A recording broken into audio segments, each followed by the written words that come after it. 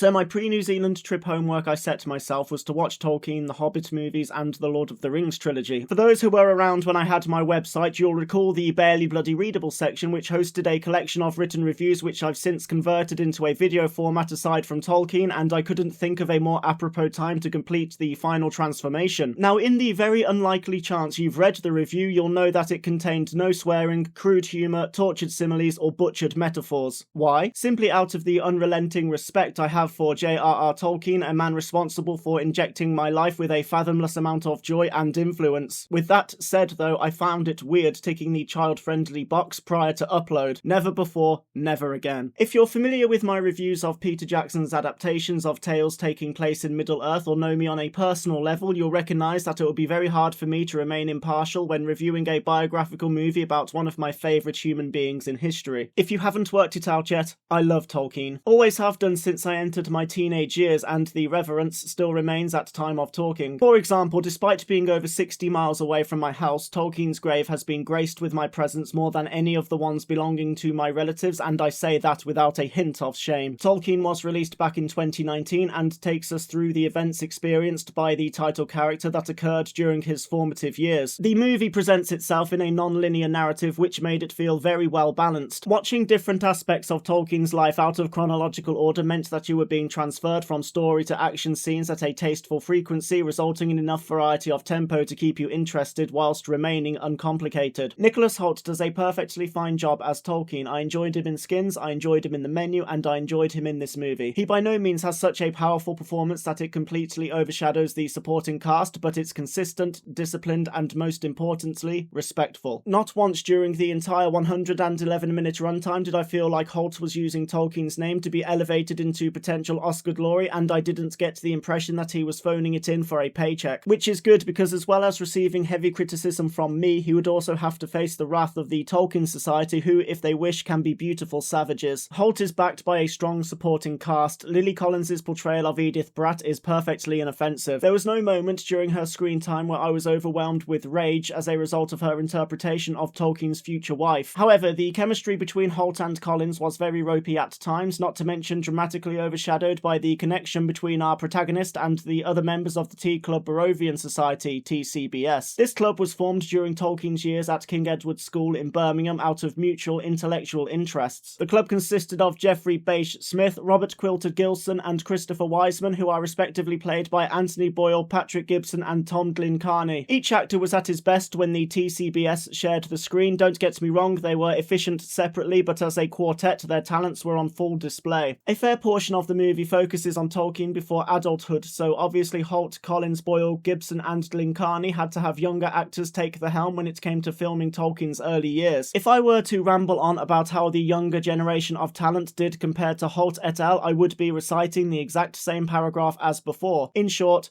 competent innings all round. The chemistry was occasionally dodgy when it came to Harry Gilby's Tolkien and Mimi Keen's Edith Bratt. Bache Smith, Gilson, and Wiseman are played by Adam Bregman, Albie Marber, and Ty Tennant, respectively. As far as portrayal is concerned, each member of the young cast earns their salt. Credit goes to director Dom Kaczorowski for doing a fine job at making sure that the qualities belonging to the characters are expressed by both generations of actors. Mannerisms, body language, and style of speech are all carried across from portrayal to portrayal. As smooth as the transition of attributes were between the different actors sharing a role, the same cannot be said when it comes to comparing the physical appearance of the two generations of male cast members. Mimi Keen and Lily Collins look like they were cut from the same cloth, but we are let down by the TCBS. I understand that people change over time, but the actors were so contrasting to one another, I honestly struggled to work out who was meant to be who, with the obvious exception of Hoult. This took away much of the immersion for me because it didn't feel like you were watching older/younger versions of themselves, but two people, despite doing it well individually, playing a character with the same mannerisms and name, with the similarities ending there. Naturally, there are references to The Hobbit and The Lord of the Rings everywhere. For the most part, they are discreetly obvious, and by that I mean they were blatant, but the subtlety lies within the fact that they're imperative to the narrative. There are plenty of other Easter eggs spread about, but I personally was grateful for the shout-out given to Sarehole Mill, as well as the Eagle and Child, both very influential places at different stages of Tolkien's life that I have frequented. However, my favourite Tolkien pop culture reference was a good-natured barb thrown at Peter Jackson's The Lord of the Rings trilogy by ways of Wagnar's Der Ring des Nibelungen, and it was a stroke of genius. The most explicit example came in the form of the visuals Tolkien imagined during his time in combat at the Battle of the Somme. The methods used to depict the way in which war influenced his writings was simply breathtaking and certainly made full use of the $20 million budget. A concern of mine going into this movie was how Tolkien's time in the British Army was going to be shown on screen. During the aforementioned battle, Tolkien was frequently removed from combat due to health issues and spent the remainder of the war alternating between hospitals and garrison duty before being demobilized shortly after. Not exactly the foundations that you could build on to make a plot for an epic war film, but this was Tolkien's experience of military service. The biographical movie could have so easily altered this distinctive part of our protagonist's life in the name of a wider appeal and portray him as a bloodthirsty psychopath who, at the first chance available, jumps out of the trench and turns into John Ronald Reuel Rambo. Mercifully, the movie doesn't go down that path. However, it doesn't spare us from the most on-the-nose throwback to his work imaginable. When Tolkien was with illness and trudging through the trenches and battlefields seeking a fellow TCBS member, he wasn't alone. Companionship came in the form of Private Sam Hodges, who, for namesake reasons, is the living embodiment of brash blatantness. I'm all for fan service, but any chance of the movie trying to recreate the Frodo Baggins and Samwise Gamgee vibe by having Tolkien be escorted through his own personal Mordor by someone called Sam was completely undermined by the sheer amount of cringe. It would be remiss of me to not mention the soundtrack, because traditionally the musical and on-screen elements of film complement each other for optimal artistic direction. With Tolkien, this was not the case, because at times the score completely overshadows the everything. On many occasions I found myself more immersed in the music when my focus should have been on the plot. I'm not discrediting what was happening visually, but I imagine the movie didn't want me to be distracted in this way. As the audio treat was being digested, I confess to not knowing its composer. However, as I was listening, I was heavily reminded of the American Beauty soundtrack. As it turns out, this wasn't an anomaly, because the music for Tolkien and American Beauty was written by the same man. It gladdens me to report that Thomas Newman didn't attempt to mimic the style that Howard Shore implemented in The Hobbit and The Lord of the Rings trilogies. Despite Tolkien and Peter Jackson's interpretation of his work being closely related, there's still a dramatic difference between biographical drama and epic fantasy, so therefore the music would have to cater for that distinction. Newman recognised this and created something beautiful. When spread on top of the movie, it complements each scene perfectly when it's not hogging the spotlight with its gorgeous rhythm, tempo, melody, and Quenya-esque harmonics, which sounded like they were dragged out of a throat belonging to an elf of Lothlorien. In my eyes, Tolkien ended perfectly. A lot of people have said they would have preferred to see more of his writing process, but that would sacrifice featuring a lot of his personal development during his childhood and adolescent years, which of course contained events that forged the man and inspired him to put pen on paper. This movie is an origin story telling us what motivated and fueled his novels, not the various happenings during his construction of The Hobbit and The Lord of the Rings books, which, if to be explained in justifiable detail, would make this film at least double its length or call for a sequel. I'm biased towards recommending Tolkien because, as far as I'm concerned, it's a good movie about a great man and should be seen by anyone who has enjoyed his work in some form or another. For those of you who haven't delved into his universe, this could be your introduction to it, or perhaps a fitting conclusion after you've embraced the one marathon to rule them all, be it in book or film form. You know, it could be argued that from an analysis perspective, this review is up there with my finest work. I miss my traditional modus operandi though, like now I've got to awkwardly pull up the end credits without concluding the video with an absolute banger of a joke.